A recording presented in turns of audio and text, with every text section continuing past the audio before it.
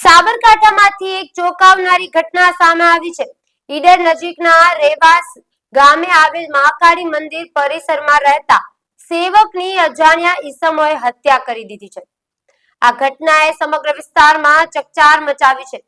મળતી માહિતી મુજબ ઈડર તાલુકાના રેવાસ પાસે આવેલ મહાકાળી મંદિર પરિસરમાં રહેતા એક સેવક રાત્રિ મંદિર પરિસરમાં સૂતા હતા.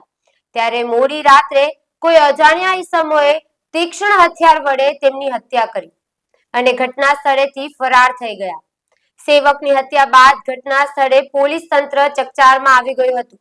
ઈડર પોલીસ સાથે એસઓજી, એલસીબી અને એફએસએલની ટીમો ઘટના સ્થળે પહોંચી અને પુરાવા એકત્ર કરવાની કાર્યવાહી હાથ ધરી. આ ઘટનાની જાણ થતાં જ આસપાસના ગામોમાં ચકચાર મચી ગઈ હતી. મોટી સંખ્યામાં લોકો મંદિર પરિસરમાં ઉમટી પડ્યા હતા. પોલીસે મૃતદેહને ઈડર સિવિલ હોસ્પિટલ ખાતે ખસેડી પીએમ માટે મોકલ્યો છે. હાલ પોલીસે અજાણ્યા ઈસમોની શોધખોળ શરૂ કરી છે અને હત્યાના કારણો શોધવા માટે તમામ સક્ષમ દિશામાં તપાસ હાથ ધરાઈ છે.